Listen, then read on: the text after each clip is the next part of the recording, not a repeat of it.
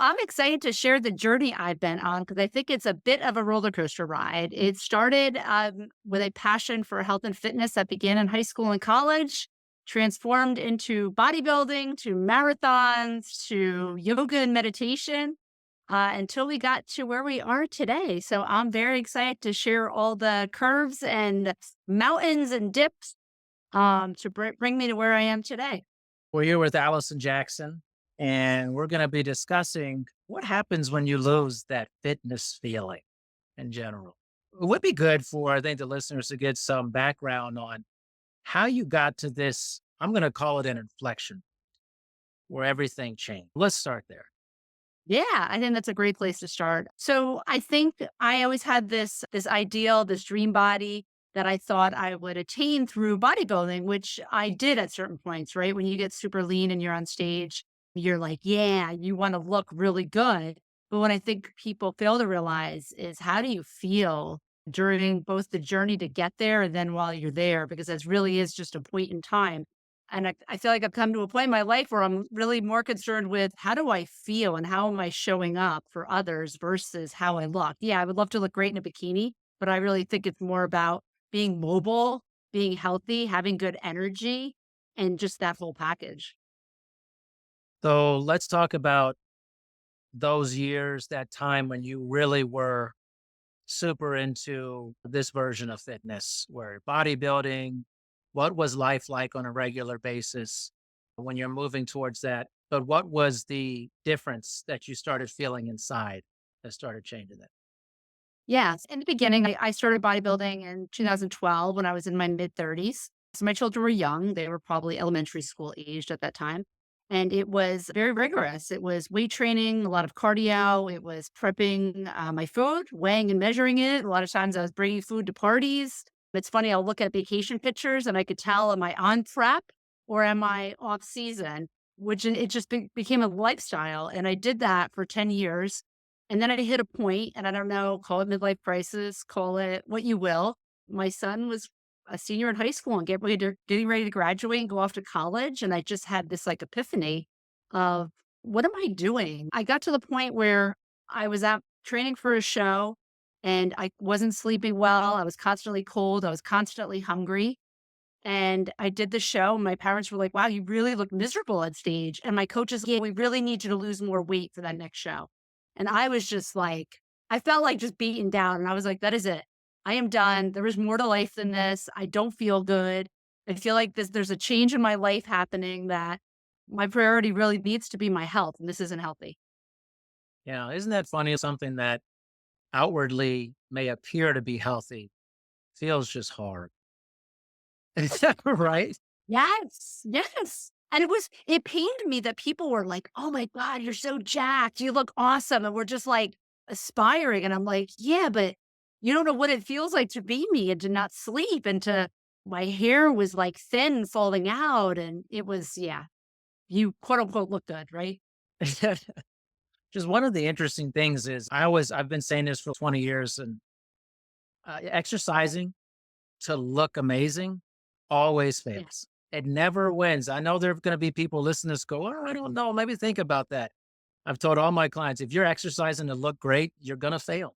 It has to be internal. There has to be something different because oftentimes you'll, you actually probably you'll never be good enough for yourself. Did you ever experience that or other people, right? You talked about your coach and stuff. Yeah, yeah.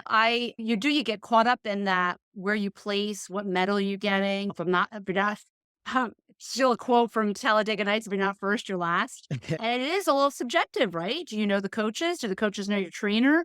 You realize you start seeing how political it is. And that at the end of the day, to your point, you're not winning unless you feel good about you and what you're bringing to stage. And that's where I was chasing medals and trophies. And I'm like, what am I doing? And to the general public, they want no part of that lifestyle. And I think for fitness professionals, we believe often as a general thing that we're going to get everyone super fit. They want to be at the peak of their fitness, this peak performance. When the reality is no, people are literally not looking for that. It's a huge No. misnomer for people.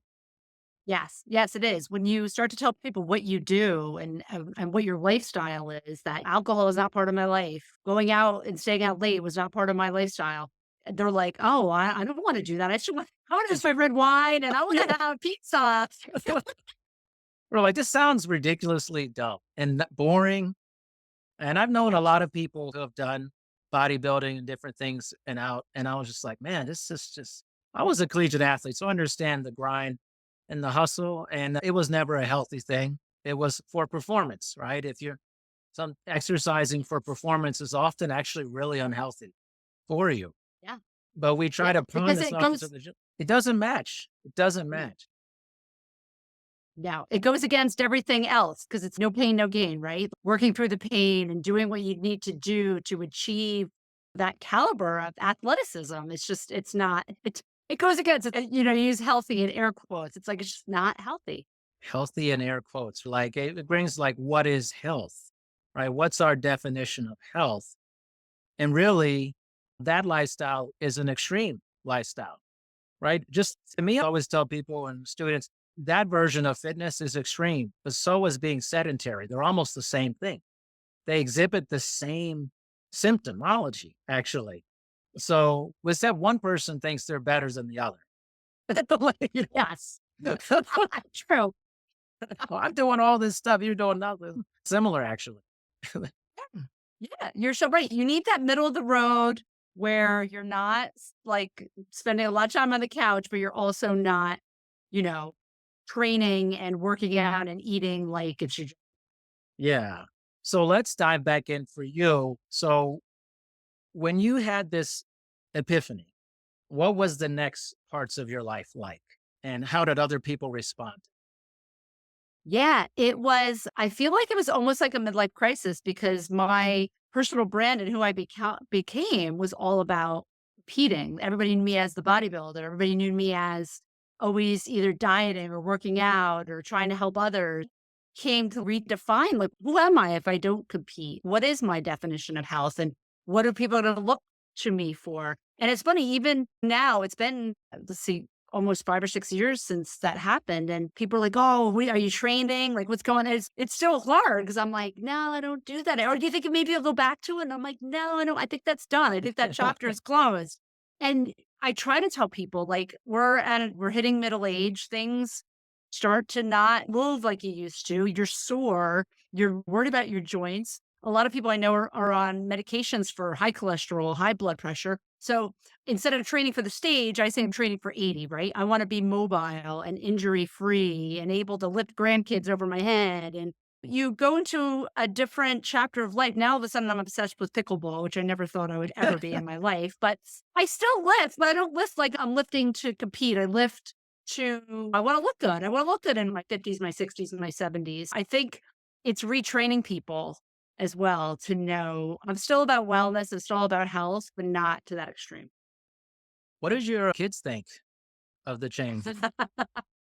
My kids, it's funny when they were younger, they were like, "Oh," because you had to do like the self tanner and get all greased up, and they're like, what are you doing?" But it's funny now, they're starting to like my son now is a gym regular and starting wants to understand how do you build muscle and eating protein. And so I'm hoping the good parts have rubbed off on them, that they see that healthy eating and healthy movement is a lifestyle and one that you want to build into your life and what you do. So my husband's very much into weight training and eating. So I feel like as you get older, you're gonna realize the benefits of it so much more. What about other people in life, friends, other coworkers, whatever? What was the thought process there for them? Yeah, it's funny. They're thrilled because 'cause they're like, "Oh my gosh, you get to eat and drink like a normal human being." I was like that difficult high maintenance person who would go out and be like, "Will they have protein on the menu? Will they make it dry?" I'd be like asking for all the things. Yeah, I was that person. I'd go and I'd get, "I'm not drinking. I need to be home by 9." So yeah, they like me a lot better now because 'cause I'm a lot more fun. I've known many people like that in my life, being in the business for so long. And I think some people never get out of it. That's the reality too. And some people do. And you realize, man, what was happening for that? Especially you see the symptoms often outside, other people see it before you. And especially when it comes to socialization. because you almost self radicalize and self outcast yourself. And it's Yes. so unhealthy. That's unhealthy. Yeah. It's so unhealthy. Like, I look back and I was like, oh, I almost look at myself like, who was that? How was I so brainwashed into Yeah. that lifestyle? And granted, there were good pieces of it, like obviously healthy eating, and I was in the best shape of my life. But then when it goes off kilter a little bit, you go a little too extreme. Here and there, I miss the competitiveness. I miss the working towards a goal, but I definitely don't miss the chicken and broccoli and bringing food to parties and eating in a corner and packing protein bars everywhere. Yeah, that I don't miss. So, what was the hardest part of transitioning to your current approach? Like, where is it? Relapses, setbacks, all of it. Yeah. I think the hardest part for me is wanting to go at it like I'm still 30 years old, and full disclosure, I'm 51. So You it's look like my incredible, joint, Allison, by the way. you know, oh, thank you. There's My joints hurt, like things don't move like that. I'm like, it takes a lot more recovery than it used to. I'm trying to incorporate a lot more low impact walking. I love pickleball, yoga, Pilates. It's hard though. I want to go and I want to lift heavy like I used to, but it's know your boundaries. So I think that's the hardest part for me. And then just making sure I'm eating again, I'm eating more for like hormonal balance and trying to make sure that again, my body feels good for gut health. So it's trying to wrap my brain around that different what's your goal and target than what it used to be. yeah. I think one of the when you talk about how you feel, this is, I think, something we as humans have we've especially current society, we struggle with understanding our own bodies. And whether it's from hunger cues, if we're actually hungry or not, how food makes us feel, how I feel after I work out, how I feel when I don't sleep well, it feels like we've lost that feeling in this sense. You're talking about losing the fitness feels almost losing the feeling of feeling things. You often Yes. have to teach people over what it is like to feel certain things. How do I feel? So obviously, if you're in something that's more extreme, honestly, you feel like shit most of the time. I know that when I was a collegiate athlete, there were maybe 5 or 6 days in 4 years that I felt great. Most of the time, I felt destroyed most of the time. Mhm. And that's a horrible feeling. Now, as soon as I got out of that, I did have trouble adjusting from it because you're so used to something, but my volume decreased dramatically at that point. But I think it's also indicative of a society that more feels like it should be better. Yes. If this little bit is good, then 10 times that should be even better. So we're losing that feeling, I think, is often something we're just almost like numb to. Like, how do I feel when I do this? Does this feel intuitive to me? Off? I think if you listen to your body, you just know. But Yes. why do you think we have a hard time like not listening to that? I think to your point about going when you a lot of times you lock into a goal, you go into autopilot, right? It's you know what you have to do and you just do it. You don't think about how you feel or if you want to do it or not, you just do it. I also think we're in a time and place now where we're so distracted by Mhm. so many things, right?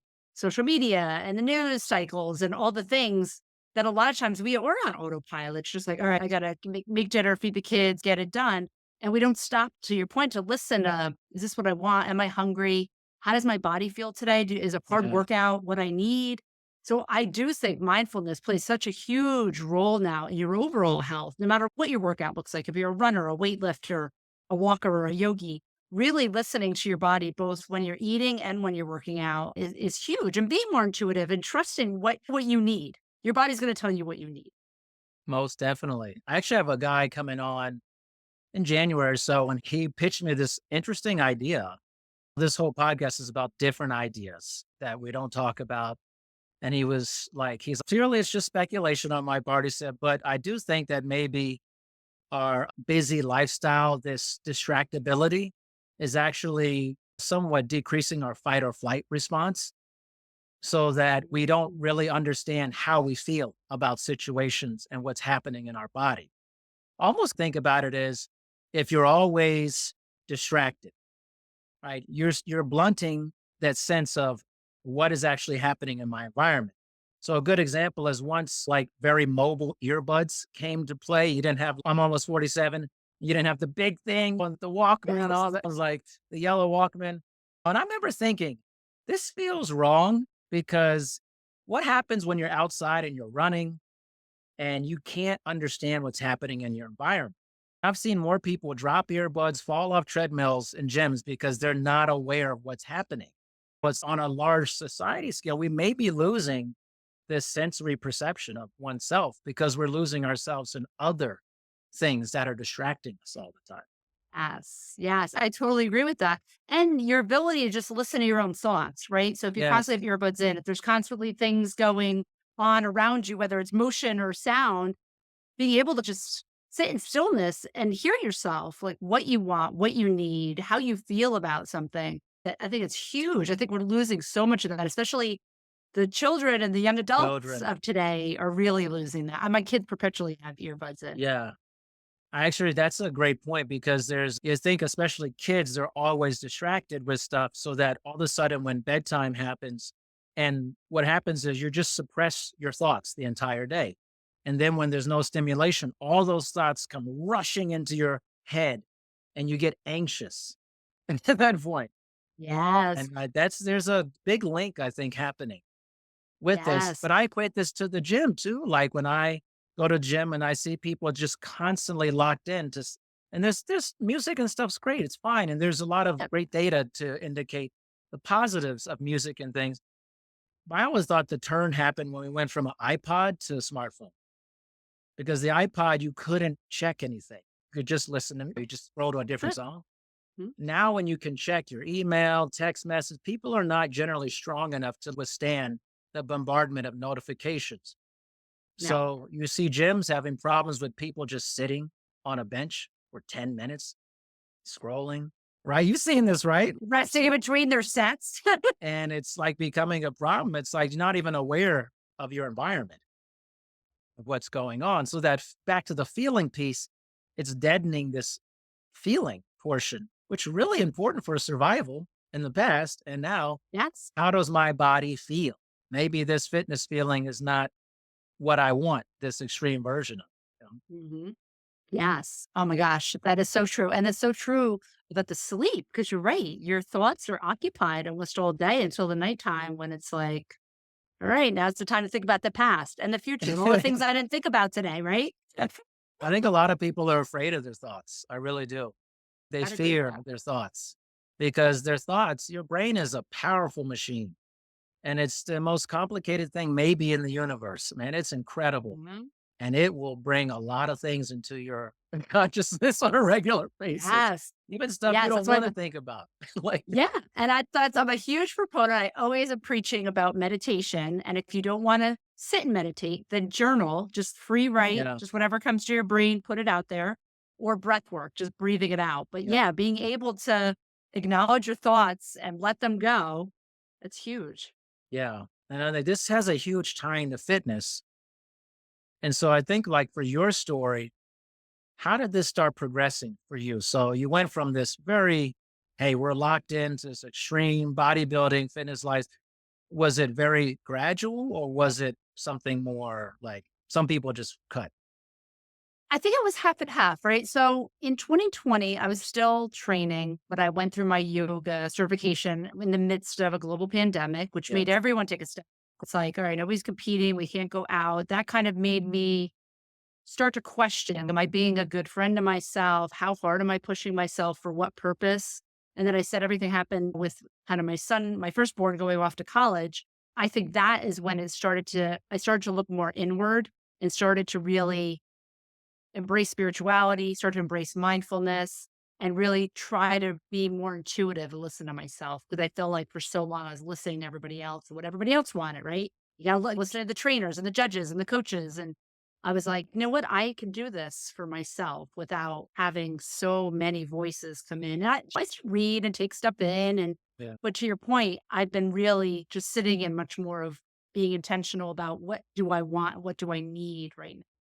Some weeks it's lifting heavy and some weeks it's just walking and doing yoga and having grace with yourself, right? That's okay. That there's nothing saying that's right or wrong. So I think it was an evolution and I still continue to evolve. Was in the beginning parts of it, was it difficult to leave that behind, what you were doing? So hard because I felt very it almost became addictive, right? Tracking my food, tracking my workouts, tracking my PRs. It was like a dopamine hit, right? It was like, what's it for if I'm not doing those things? So it was really hard. It was really hard to let those go. And every once in a while, I'll start tracking, and it's almost like a comfort thing. Look, Yes. I can't control much. I can control this. But in it, it was gradual. And now I'm like, I don't track any of my lifts. I don't track any of my workouts now. I just free spirit, use whatever comes. What was that first time like in the gym when you didn't lift heavy or you were like not doing the program you were doing? What was that like? It felt pointless. I was like, "What am I even doing here? What the hell am I doing? The point? What is the point?" But I've come to accept it, that I don't have to lift as or squat as heavy as possible or do super heavy lifts to make progress. What's helped is my joints are really hurt. Now that at this point in my life, I wake up and it's just hard to grip dumbbells or hard to grip weights. So it's okay, work around that. What can you do that's gonna work for you? Yeah, I have that joint issue too, but it happens for me primarily like when it gets cold. Man, my Okay. knees are shot when it's cold. I'm like, what is happening to me? I'm like, why am I so stiff, man? So true. I wake up after pickleball, my hips hurt, my ankles hurt. I was like, "Oh my gosh, I feel like I'm a 70-year-old." It's This morning I woke up, I had this random pain in my hip. I was like, what just happened to me? And you get these like sleeping wrong injuries. You're like, oh that no, I didn't turn over the right way. Oh no, this is how it begins. so true. I was like, I have a whole new appreciation for all my parents' aches and pains. It's like, man, I'm like, this is not great. I'm like, but I listen to that though. I think about it when it's just really interesting for that. I imagine your challenge was look much like mine when I was done being a collegiate athlete. I went into the general population. I Yeah, was now like everyone else. And it was weird for me because I was always around super high performing people. Everyone looked like they were cut out of a magazine. And all of us did. It was just like, wow. And you get into the general public, this is definitely not what I see, you yeah, know? yeah. I'm like, I will not be mediocre. Right? Which is why I think we need to have more realistic exercise recommendations for Yes. all humans because people are living very busy lives and have a lot of responsibilities. And depending on what time in life you're at, there's only so much you can give to different things. And I think one of the hardest things for people, I think, is they feel like this fitness thing just got to go. You have to deeply get into it to make a difference, like deeply invest into it all this time. It's just not true. You know? No. No. It's absolutely not true. And I feel like when you do that is when you hurt yourself. Yeah, most definitely. Especially if you're just starting out, you like haven't been doing anything and you go full tilt. Yeah. You know, my brother did that with CrossFit. He's like, "You're doing CrossFit. I'm gonna lose all this weight." And I'm like, "Please be careful." It's like whenever a client comes to me and they say, I want to work out 5 days a week, I say, absolutely not. And they're stunned by that. Well, is this your profession? I said, this is not about money for this. You will not make it. And take it, I've done this before. I have done this. You are not ready for this. I promise you. Like, you will not feel good most of the week. Yes. Yes. It's like saying, "Oh, take up running. I'm gonna do a marathon." It's like you've never run Yeah. before. It's let's just start slow. Yeah. It's like one day, let's start a little bit, slowly move up for that. Yes. But that was a struggle too, because to your point, I was used to working out every day. So my if I'm not working out, what is that? That means that's not what's the point? Like I need but to that point, I just try to move every day. It doesn't have Yeah. necessarily have to be a workout, but just some type of movement I think is important. Yeah. Fitness can be very addictive to people when they're in it, Mm. and it eats up people's lives. And I teach at several colleges too, and I teach a weight training two class, and everybody's in there's, a lot of guys. And of course, surprise, what they want to do, lift heavy all the time. So I sit and talk to them about it. I'm like, how do you spend 3 hours at the gym? I was like, I know how. You have nothing going on in your life, right? Right? You don't have a family, you don't have a significant other, you don't have any hobbies outside of this. I said, you know what? I want to instill into you that this will not be your life for very much longer, by the way. You need to start training for the reality of living and that you may get a half an hour here and there. This is not realistic what you're doing. And getting big will get very old over time. Yeah. Very Yeah. old over time. It's true. It's a lot of dedication and work. And Yeah. at the end of the day, you want something sustainable that'll last your life, not just a point in time. And another interesting thing too is I think we've seen this anecdotally is that quite a bit of your bodybuilding population is not a long-lived population. Longevity is not a bodybuilding is not a longevity lifestyle at all. It's No. actually a life-shortening lifestyle for a lot of people, actually. Yes. Yes. Yes. Especially the ones that are not natural. Exactly. There's a Yeah. lot of I would agree with cost. that. There's a cost to it. Yeah. And I mean, there's a gazillion documentaries out there now about that and different things, coronary artery disease. And you think to yourself, these Yeah. people are like the peak of this thing. But that's not true, though. It's No. not true.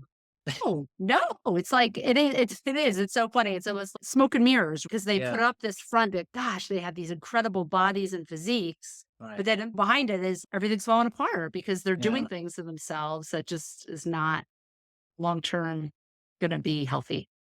Most definitely. I have some clients who are like very health focused, like health obsessed almost. They'd admit this. I'm not saying Mhm. anything they wouldn't say, but I always tell them, honestly, I learned this lesson a long time ago. You can be as fit as you want, eat as well as you can eat. But if you have really poor relationships, it doesn't matter.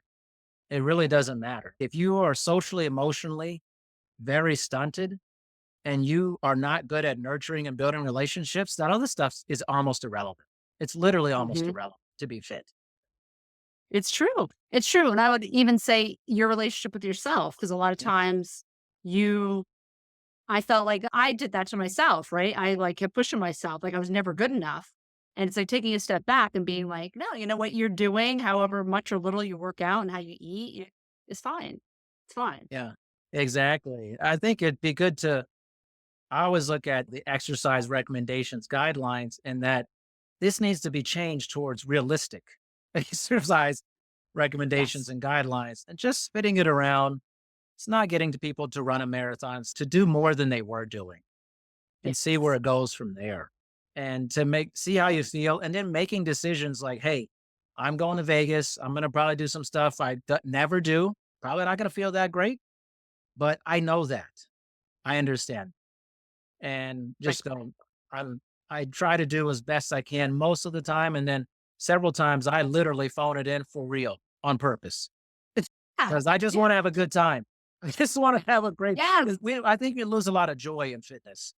I'm like, there's a lot Yes. of joy lost in entering into punishment based Mhm. fitness. Yeah. No one wants Yeah, that. yeah, and I even as we come up on the holidays, I'll remember trying to figure out how am I gonna eat for the holidays? To Yeah. your point, people lose out on the joy instead of worrying about the memories you're creating and the fun you're having and the people you're with, we get so caught up in the food. And I feel like they take the holidays, it's 3 weeks of eating, and it's no, it's really 2 days that you celebrate or maybe a party here or there, but it's not Yeah. it's not like an eating marathon. Yeah. No, no, not that at all. And I think that's what hurts people too, is they feel like if I get into this fitness thing and health and well-being, it's a lot like anything that feels polarizing. Is this, am I gonna have to change everything about my life to do this? Yeah, am I gonna be unrecognizable to my friends and family? What's a concern for people? Yeah, yeah, but I think it's all give and take. Like to your point about going to Vegas, right? Yeah, You're gonna bust your butt the couple weeks leading up to it. You're gonna have fun while you're there. You're gonna come back, and everything is gonna go back to normal, back to your healthy routine, whatever that may be. But it's like a roller coaster ride. You can't be completely disciplined every minute of every yeah. day forever. It's no It's fun. not That's fun. boring. Honestly, it's boring. Like it Yeah. doesn't seem exciting. And actually, when I was an athlete, I felt that. I was very the thing that helped me as I was getting my kinesiology degree and I was learning about this at the same time I was competing. And I always had a very psychology based slant. And I would hear my professors talk, and then I'd be out there in practice and I'd be like, this doesn't make sense to me. And I always think that. But Yeah. I was also like 18 to 22 and I did not have the strength to question my coach or other people in my life and go, I learned this and this doesn't make sense to me. I shouldn't feel horrible 90% of the time when I'm Right. out here. What about we change this? I had Yeah. no strength mentally to do that. I was subordinate to the situation when Right. I was extremely young. But I want people to question that now and be like, listen, you see whatever extreme thing out there fitness wise, honestly, run from it. Seriously. Mhm. Like, just Yes. run from it, Yes. man. It's not going to serve you. It really isn't. No. Well, those all or nothing approaches are not sustainable, typically not healthy. It's Yeah. you have give and take and balance and doing everyone's different, right? So doing what works best for you, I think is most important. Right. So where do we stand today? What is Allison like at this moment in time with all of this? With all of this, so I feel like I have a much healthier approach both to nutrition as well as workouts. I'm not like constantly, it used to be, had to be first thing in the morning, hour and a half. I wake up, I see how I feel. If I'm a little bit achy and sore, it might be a yoga day. If I have a lot of energy, it might be a lifting and pickleball day. And then nutrition wise, trying to prioritize the protein and fiber, healthy carbs, and I will be having Christmas cookies and indulging. Violence. I might have a glass of wine on the weekend, I might not, but I feel like alcohol definitely does not make me sleep well, and Yeah, of I'm prioritizing course. sleep and rest for Good. sure. Good. So that's definitely something new that I'm enjoying for sure. Yeah. The sleep part is I ran a club for 10 years and all of my training staffs, they had the worst sleeping habits of anybody I've ever seen. We're talking 3, 4 hours a night, trainers, and then would Oh, tell their clients. And I said, "We guys, this is crazy." But this was also when sleep was just the wild thing about sleep is every organism does it. This is hundreds of thousands of years. And only in the last 20, 25 years, we've been like, maybe we should do this. Like, sleep is finally trending. how crazy is that? That only recently in the scope of human existence have we taken sleep seriously. It's mind blowing to me. Wild. Right. Like, true, right? Yeah. I swear that badge of honor. I got 4 hours. I got to the gym at 4 AM, was like, I read an article years ago, maybe in the 2010s, and it was this article on Yahoo about how all these CEOs like were so excited that they barely slept. And this is a badge of honor. And I just couldn't, and I was online to this because I had finished my doctorate, I had all this education. I knew about all this already. I was like, this has to change. We should not be looking up to these yeah, people at all no. for this. And now we've come to almost a full circle where we are prioritizing sleep, man. You better get sleep because it's so important. Yes. When I love anybody it. who has kids knows how important this is. Like, your kid doesn't sleep, it's bad. It's it's bad. It's They like are a really wreck. bad. That next day is rough city, man. Yes. Yes. Yeah, I'm glad sleep is trending. It's back Yeah, it should back to continue being to trend. popular. Yeah, it's Yes. like, we're bringing sleep back? Like, what are you talking about? It's never left. I'm like, you should have been here. But I know. what do you think? So, as we finish this up, where would you like to see things go on a large scale after going through this experience and still experiencing it now? Yeah, so I would just love to see and I feel like it's shifting this way, right? Just wellness and well-being, being a priority, not only for individuals, but for organizations too, right? Like prioritizing mental health and physical health, realizing the ROI for employees out in the world. When companies prioritize the wellness of their employees, that is a really return investment. But I would love to also see people stop looking for the quick fix. I know everybody is like on Ozempic and a Wegovy. That's fine, whatever. Yeah. But when you look at health trends like diet and exercise programs, it's look at what is going to be sustainable and what's going to give you balance and make you feel good at the end of the day. I think that's most important. I think the good thing is, I think hope we are moving towards a more well-being in process in transit-based society. At least there's more information and more awareness Yeah. of it, certainly. And I think I had a podcast about this. I think as we age, you're in your early 50s, I'm in my late 40s, that we're looking at aging as a very different thing than we used to, as a time to thrive and grow. And all in full transparency, you're 51, right? You said Yep. because I'm in your age range, 4 years You or can, two, give or you're take. coming, you're coming I'm along. coming. I'm coming. I'm gonna be on board. I'm coming to be on board. But there was no humans that looked like Allison Jackson like this back in the day. Thank you. You have to admit It's this yourself. true. It's true. No It's like the one looked Golden like Girls. you for other people back then. Right, the Golden Girls were in their 50s. I thought they were in their Incredible. 70s. Exactly, right? You're like, B. Arthur was 50? I'm like, no. It's true, and you seriously look like you're in your 30s. I would never have guessed you're Thank you. 47. Yeah. See, we're aging in reverse. We're aging, we're Benjamin Buttoning this whole thing here.